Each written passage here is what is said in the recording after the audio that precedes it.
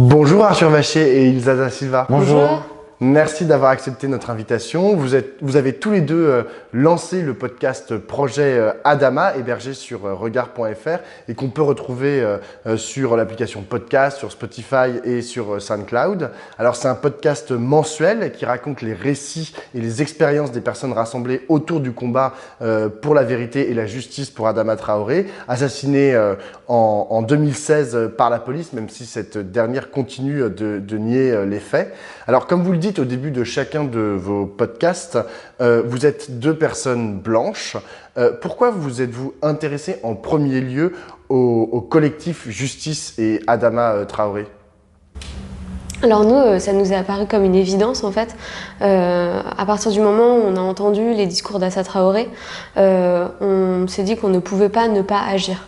Face à la mort de ce jeune homme, face au deuil de cette famille, il y a une quête de vérité qui est légitime et qu'il est nécessaire de poursuivre et de soutenir. Et finalement, ne pas agir avec le comité Adama, c'est se rendre complice de ce crime. Et plus généralement, en fait, c'est une affaire qui nous touche, voilà. Et à partir du moment où on est conscient de cette injustice, tous les deux, on n'a pas pu ne pas faire autrement que de créer en tout cas un espace où on allait combattre par les mots aux côtés d'Assa Traoré. Mais vous diriez que ce combat, il est structurant. Qu'est-ce qui structure en fait ? Qu'est-ce qui l'amène ? Est-ce que c'est un combat politique, c'est un combat juste juridique en l'espèce ? Ou est-ce que c'est un combat qui dépasse largement les aspects juridiques et qui empiète sur ce que c'est en fait qu'être une personne noire dans la société ? Mais en fait, je suis pas sûr que ce soit un combat identitaire, le combat d'Adama Traoré. C'est-à-dire que le combat d'Adama Traoré, il pointe du doigt les violences policières et le racisme en France, mais il englobe énormément de discours par les personnes qui ont rejoint ce mouvement et par aussi les discours d'Assa qui se multiplient et qui sont capables de montrer que la mort d'Adama Traoré, c'est pas le simple fait d'une violence policière, d'une injustice et du racisme. Non, la mort d'Adama Traoré, c'est beaucoup d'autres choses. C'est du racisme dans le corps médical, mais aussi un rapport de classe sociale, c'est questionner la société dans laquelle on est. Alors, qu'est-ce que vous essayez de montrer à travers votre podcast ? Pourquoi vous avez fait déjà le choix du podcast pour parler du combat d'Adama, du combat pour Adama et aussi, lorsque vous interviewez, par exemple, vous avez fait 2 interviews pour l'instant, l'un d'une boxeuse et autrice Aya Sissoko, et l'autre d'un étudiant en médecine et contributeur au Bondiblog Miguel Chema. À qui vous vous adressez en fait en produisant ce podcast ? Est-ce que vous vous adressez aux gens qui font déjà partie du comité Adama ou qui sont sympathisants de ce collectif, ou est-ce que vous vous adressez à tous les autres ? Alors sur la forme du podcast, c'était important pour nous parce que en fait, le podcast c'est une forme qui est engagée en soi. On le voit par exemple avec des podcasts comme La Poudre, Les couilles sur la table ou Extimité. On retrouve en manifestation souvent des gens qui créent des podcasts et des gens qui écoutent des podcasts. Tout simplement en fait parce que le podcast il permet d'inscrire les discours dans les archives. Et nous, c'était aussi important pour nous parce qu'il va donner de la valeur à des discours qui n'ont d'habitude pas la même valeur, qui ne sont pas légitimes. Et nous, ça nous permet de les écouter et de les diffuser. Oui, mais le podcast, donc, ça s'adresse aux personnes qui luttent, mais en fait, et c'est aussi pour ça qu'on l'a choisi, c'est que c'est une forme qui nécessite du temps. Donc on a des épisodes de 20 minutes, mais en fait donc c'est une forme qui nécessite du temps d'écoute. C'est une parole qui est beaucoup plus posée qu'en manifestation. En fait, on ne va pas retranscrire forcément la colère qui se trouve avec des slogans ou avec des discours prononcés en manifestation. Non, là il s'agit de d'énoncer un discours qui va être beaucoup plus lent, beaucoup moins rythmé, et ce qui va amener en fait des personnes qui n'étaient pas forcément, enfin c'est notre pari, hein, mais c'est des personnes qui n'étaient pas forcément en manifestation aux côtés d'Assa Traoré et qui là vont par ce biais découvrir l'immense importance de se rassembler autour de ce mouvement. Et pourquoi ne pas avoir produit des vidéos par exemple? Mais en fait là c'était un long questionnement parce qu'on pense que il y a un rapport avec la représentation du corps noir que nous on voulait en fait questionner et on voulait dire bon bah voilà en fait le mouvement Justice et Vérité pour Adama, ce qu'il nous apprend aussi c'est qu'on ne peut pas représenter un corps noir comme sans se poser de questions et donc il va falloir réfléchir à ça et il va falloir réfléchir aux représentations que nous on va produire en connaissance de cause. Mais après c'était aussi l'idée que une voix on peut pas l'interrompre et que des personnes qui écoutent ce podcast ne peuvent pas interrompre la voix des personnes qu'on entend. Et donc Miguel et Aya Sissoko, en fait, quand on les écoute, à part si on fait pause, on ne peut pas les interrompre et c'est pour ça que la voix elle était importante pour nous.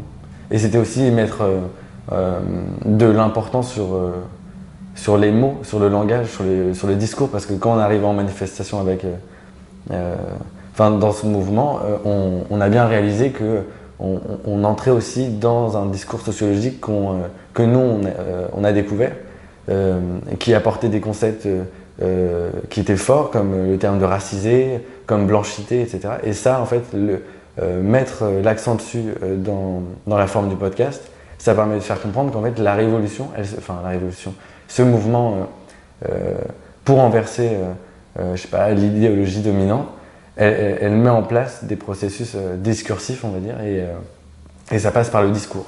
Voilà. Dans votre podcast, vous avez les deux premiers épisodes, ça parle beaucoup d'intimité, ça parle beaucoup effectivement, il y a pas mal de concepts sociologiques qui sont très intéressants et une pensée qui est très structurée pour Aya comme pour Miguel.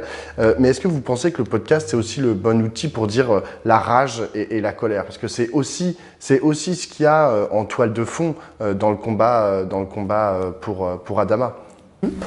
En fait, le podcast, nous, on s'est positionné à travers ce podcast comme presque effacé. On nous entend vraiment qu'au début. Et le fait de donner cette place au discours, ça donne une liberté à la parole qui permet en fait aux personnes qui s'expriment sur les podcasts de pouvoir exprimer des idées qui sont plus difficilement entendues sur d'autres formes. Dans des documentaires, dans les films ou même sur les réseaux sociaux, il n'y a pas la même liberté qui va être laissée à la parole de ceux qui s'expriment que dans le podcast où en plus on est dans un rapport direct à l'auditeur où vraiment quand on écoute un podcast on a l'impression que la personne qui s'exprime directement à nous et c'était cette forme-là qui nous intéressait et qui nous paraissait importante pour parler de ce combat-là. Mais du coup, oui, l'agressivité ou la colère qu'on peut retrouver dans les slogans de manifestation, etc., elle dépend en fait de la personne qu'on va interviewer. C'est-à-dire que là, les deux premiers épisodes qu'on a lancés sur Regard, c'est des épisodes de personnes qui sont... donc Miguel, il le dit, il est journaliste au Blondie Blog, Aya Sissoko, elle est écrivaine, donc ils ont une parole plus posée, même si on entend dans leur voix la colère. Et là... en fait, la voix changera de toute façon avec les intervenants et peut-être que vous entendrez le même rapport, j'allais dire vocal, mais en tout cas la même rage dans les mots des futurs intervenants. Voilà. Qui est-ce que vous allez interviewer pour les prochains épisodes? En fait, comment vous choisissez les gens que vous interviewez? Mais en fait, on ne les choisit pas. Ils sont là et après on les contacte parce qu'on les a vus en manifestation ou qu'on les a vus aux côtés d'Assa Traoré et qu'on sait qu'ils ont des discours plus ou moins éloignés et plus ou moins proches de ceux que énonce déjà Assa Traoré. Et donc on les choisit par rapport à ce qu'ils eux mettent en avant dans ce combat et qui sont capables de pointer et de montrer divers aspects de ce combat pour Adama Traoré. Donc par exemple Aya Sissoko, on l'a contacté par le biais des réseaux sociaux, mais parce qu'on l'avait vu déjà en manifestation, on l'avait croisé, on l'avait interpellé. Et Miguel, pareillement, ça a été en manifestation, parce que la manifestation, du coup, c'est un lieu Et c'est pour ça, probablement, qu'elles sont aussi encadrées aujourd'hui. C'est qu'en fait, c'est un lieu de foisonnement intellectuel où on voit où on prend l'espace public et on propose de nouveaux discours. Et c'est là, en fait, où on a rencontré la plupart des intervenants que vous allez entendre sur le podcast. Voilà. En fait, nos invités, ils incarnent différentes facettes du combat pour Adama Traoré. Et on essaye d'explorer un maximum de facettes de ce combat. J'ai une dernière question, Arthur et Elisa, vous parlez de manifestations, c'est là que vous rencontrez, vous interviewez. Justement, samedi, c'est la journée internationale de lutte contre les violences policières et une marche intitulée « Laissez-nous respirer » est organisée à partir de 13h au départ d'Opéra.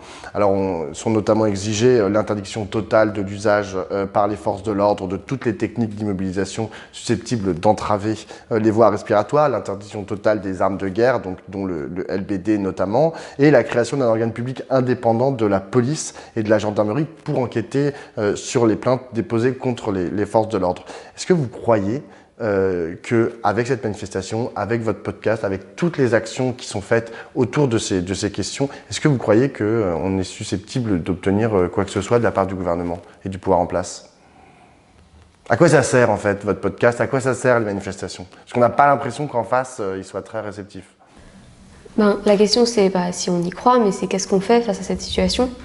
Et peu importe finalement qu'on croit en la réponse du gouvernement ou pas, nous, c'est un devoir d'une part individuel d'agir et de se rendre responsable de cette situation, compte tenu de l'état actuel des choses.